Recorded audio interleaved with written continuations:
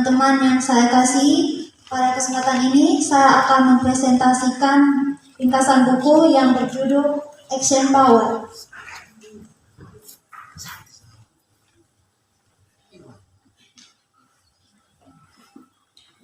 Action Power merupakan buku yang ditulis oleh Iwan Wisselvybrutu yang berhasil menjalankan kehidupan ini. Buku ini bercerita tentang masa kecil sampai dengan keberhasilannya. Masa kecil Iwan Wisselvybrutu. Iwabe lahir di Papak Barat, tepatnya di Dusun Peleyanggat, Desa Salak 1, Kecamatan Salak pada tanggal 4 September 1984. Dia anak ketiga dari 5 bersaudara. Masa kecil Iwabe sama seperti anak desa pada umumnya.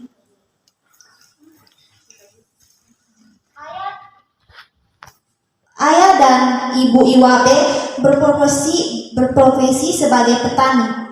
Terkadang mereka bekerja di lahan milik orang. Pada saat waktu panen belum tiba, ayah Iwabe bekerja sampingan sebagai tukang jahit sepatu dan payung. Sewaktu Iwabe kecil, ia sering menemani ayahnya bekerja. Mereka pergi dari kampung ke kampung untuk mencari pengalaman kerja. Banyak hal yang bisa kita pelajari dari ayah Iwabe. Ia adalah seorang yang gigih, berusaha menghidupi mereka bersekeluarga. Bukan hanya ayah Iwabe, tapi ibunya juga. Banyak yang menyangka bahwa hidup orang-orang desa lebih mudah karena memiliki lahannya sendiri untuk dikelola. Tetapi tidak dengan mereka. Hidup mereka tidak mudah.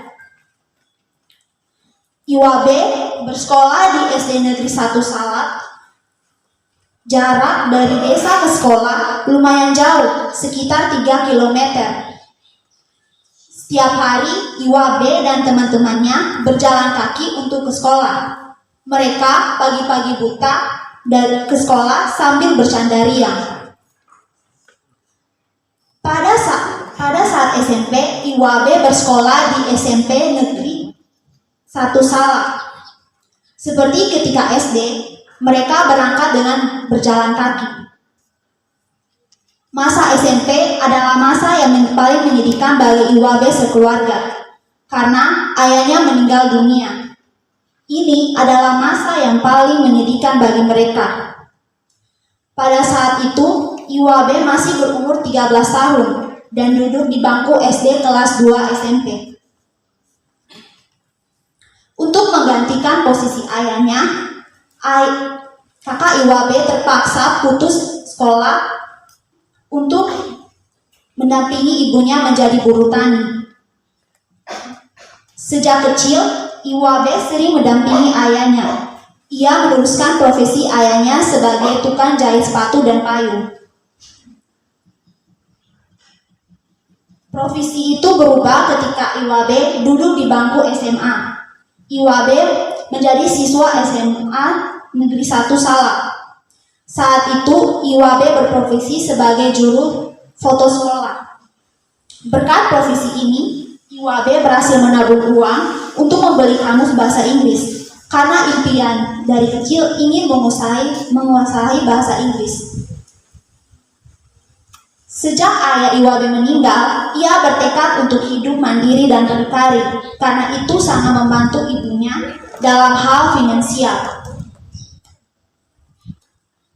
Keluarga. Ikatan keluarga adalah hal yang paling penting dalam hidup.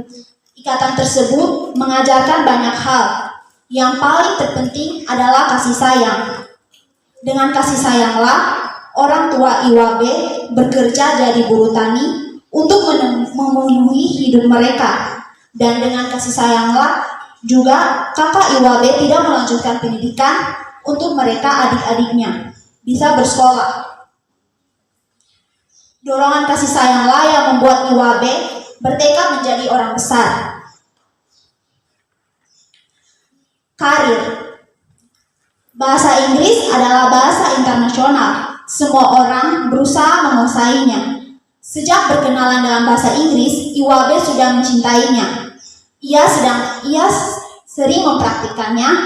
Bahkan sewaktu SMA, ia sudah berlatih mengajar bahasa Inggris pada saudara dan tetangganya. Ia memberikan les privat pada mereka. Tidak dibayar, tetapi Iwabe senang. Mereka menyukainya. Hitung-hitung dapat menjadi pengalaman menjadi guru suatu hari itu pasti akan berguna. Usai SMA, Iwabe ingin kuliah. Dengan berbekal 50.000, ia pergi ke Medan. Ongkos angkot 15.000, kamar kos 20.000.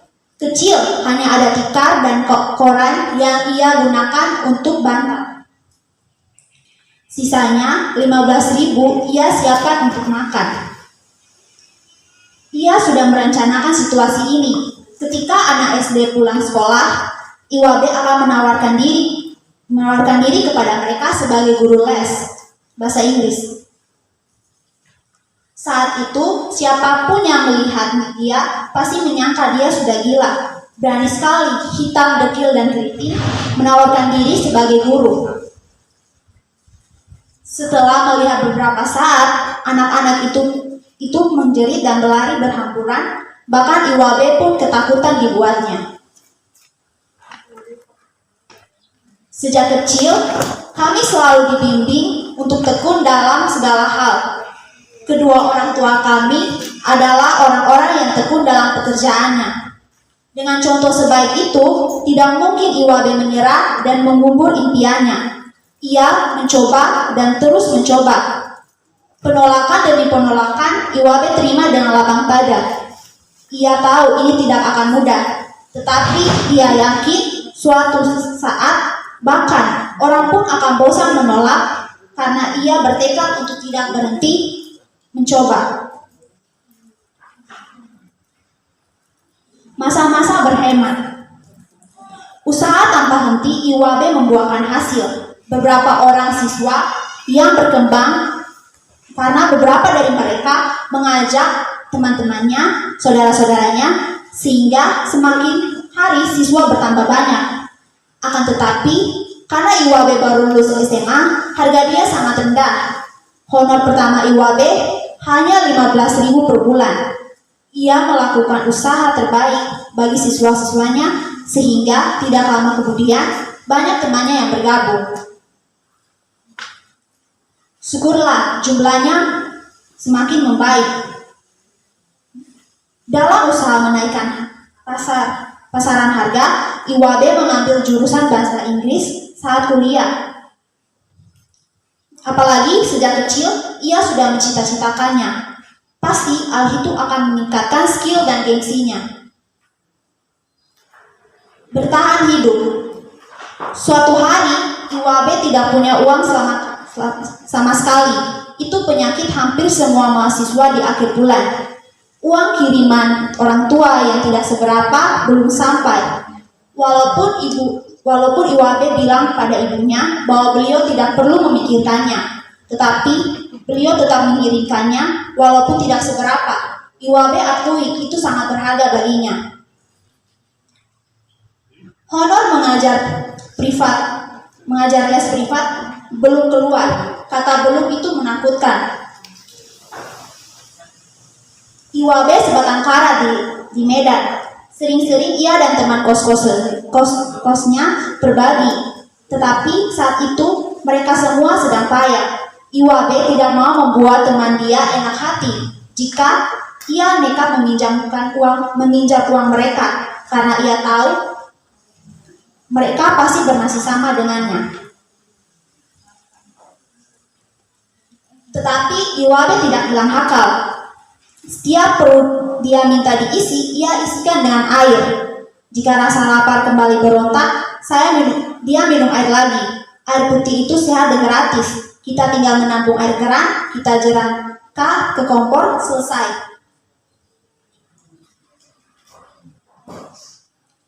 Fixed mindset. Secara umum ada dua tipe orang, yaitu orang yang terbuka dan tertutup. Saya memulai pembicaraan ini pada pola pikir, karena semua berawal dari pikiran. Pada dasarnya, orang yang termaksud pada golongan fixed mindset adalah orang-orang yang merasa hidupnya sudah berhasil, mampan, dan nyaman dalam hidupnya. Mereka menganggap bahwa mereka sudah hidup sempurna, sehingga tidak menginginkan apa-apa lagi. Pemikiran seperti itu sangat buruk bagi kelangsungan hidup mereka kelak. Sebagai contohnya, ada seorang yang tertidur pulas di dalam angkutan umum. Ia tertidur pulas karena sudah tahu rute yang ia tuju. Orang tersebut sudah biasa tahu waktu tempuh perjalanan tersebut. Orang itu menjalankan seperti sebuah rutinitas yang tidak berubah. Pola pikir tersebut menghambat kemajuan kualitas hidup mereka. Orang-orang seperti ini hanya akan menjadi penonton saat yang lain menikmati.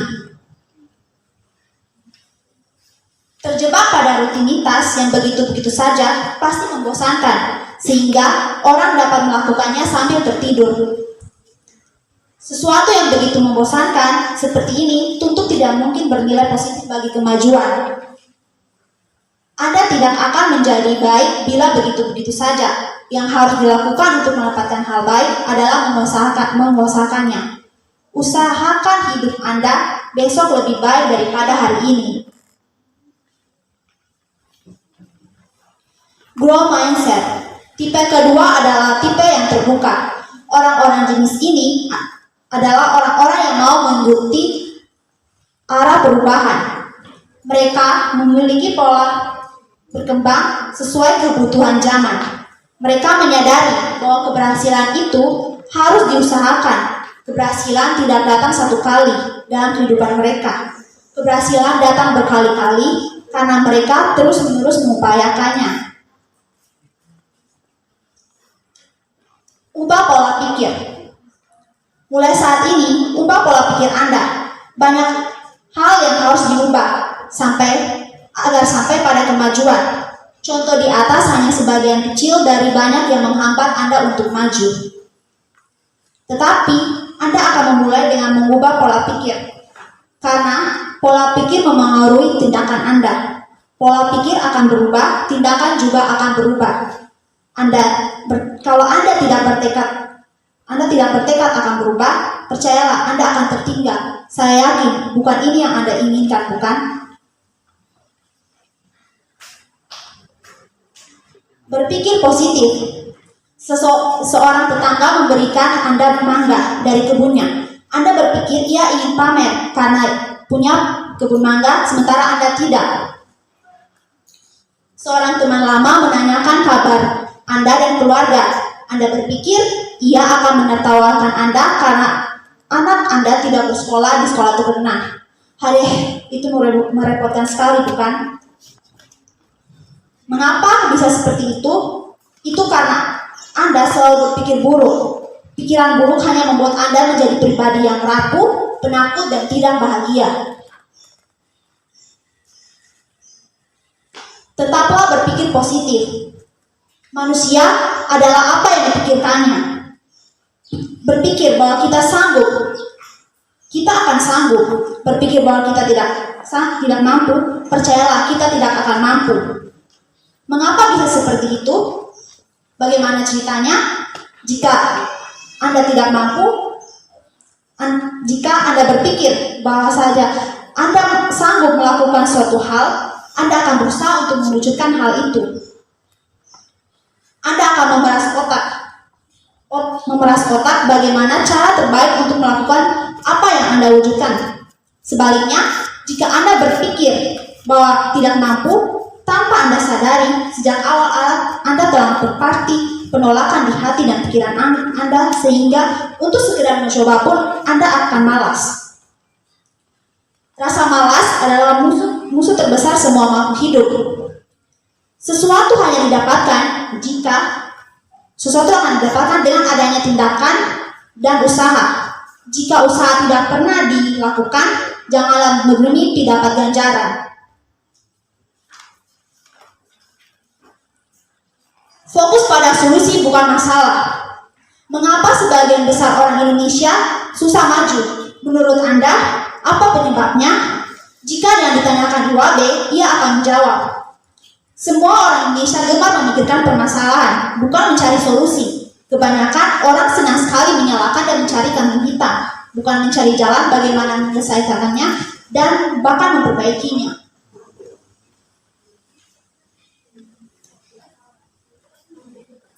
Jadilah pemimpi. Hal-hal besar diawali oleh mimpi. Banyak sekali orang-orang yang merendahkan kata-kata ini, menganggap bahwa orang yang memiliki mimpi hanyalah para pemalas yang suka berhayal. IWAB tidak setuju. Bermimpi dan terus bermimpi tanpa usaha untuk mewujudkannya akan menghasilkan para pemalas dan penghayal. Jika Anda bermimpi dan terus berusaha terus-menerus untuk mewujudkannya, akan menghasilkan hal yang luar biasa sangat berguna. Saat IWAB kecil, ia mempunyai impian sudah besar nanti, IWAB akan mahir berbicara bahasa Inggris dan membuka kursus bahasa Inggris miliknya sendiri. Impian itu ia simpan baik-baik dalam pikirannya. Saat dia SMA, dengan bertambahnya ilmu dan pengetahuan, ia memiliki tekad untuk membiayai kuliahnya dengan hasil jeripaya IWAB sendiri agar dibebani ibunya.